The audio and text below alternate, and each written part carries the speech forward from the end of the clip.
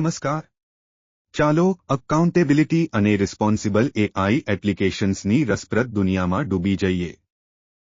સૌપ્રથમ, અકાઉન્ટેબિલિટી એટલે શું? એઆઈમાં અકાઉન્ટેબિલિટી એઆઈ સિસ્ટમ્સ અને ડેવલપર્સ પોતાના પગલાંઓ અને અસર માટે જવાબદાર બને તે સુનિશ્ચિત કરે છે.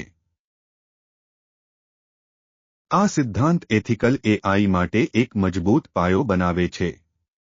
અકાઉન્ટેબિલિટી કેમ મહત્વપૂર્ણ છે? ટ્રાન્સપેરન્સીને પ્રોત્સાહિત કરે છે. લોકો જાણે કે એઆઈ કેવી રીતે નિર્ણયો લે છે. વિશ્વાસ વધે જ્યારે એઆઈ અકાઉન્ટેબલ હોય ત્યારે લોકો તેને વધુ ભરોસાપાત્ર માને. ફેરનેસ સુનિશ્ચિત કરે છે. એઆઈ બિયાસ્ડ ન હોવું જોઈએ. રિલાયેબિલિટી અને સેફટી વધે. એઆઈ સાચી રીતે અને સલામત રીતે કાર્ય કરવું જોઈએ. અકાઉન્ટેબિલિટી એઆઈને સતત સુધારવા અને જવાબદાર એઆઈ એપ્લિકેશન્સ બનાવવા માટે મદદ કરે છે. અકાઉન્ટેબલ એઆઈ સિસ્ટમ્સ કેવી રીતે વિકસાવવું? ટ્રસ્ટ, ટ્રાન્સપેરન્સી અને ફેરનેસ માટે પ્રતિબદ્ધ થવું જોઈએ. એઆઈના ઉપયોગ માટે જવાબદારી લેવી જરૂરી છે. એઆઈની સેફટી અને રિલાયબિલિટી સુનિશ્ચિત કરવી જરૂરી છે. અકાઉન્ટેબિલિટી તમારા પગલાંઓથી શરૂ થાય છે. હવે રિસ્પોન્સિબલ એઆઈ એપ્લિકેશન્સ વિશે સમજીએ.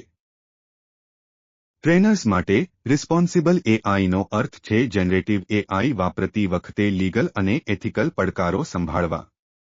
એઆઈ વિવેકપૂર્ણ અને નૈતિક રીતે ઉપયોગ કરવામાં આવવો જોઈએ.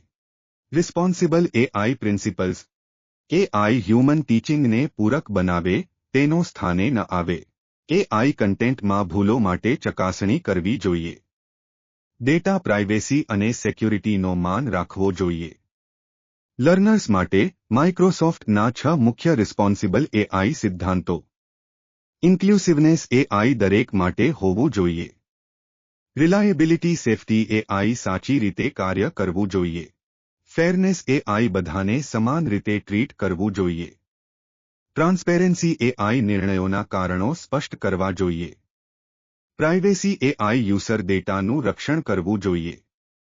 અકાઉન્ટેબિલિટી એઆઈના ઉપયોગ માટે લોકો જવાબદાર હોવા જોઈએ. આ સિદ્ધાંતો રિસ્પોન્સિબલ એઆઈનું પાયાનું માળખું બનાવે છે.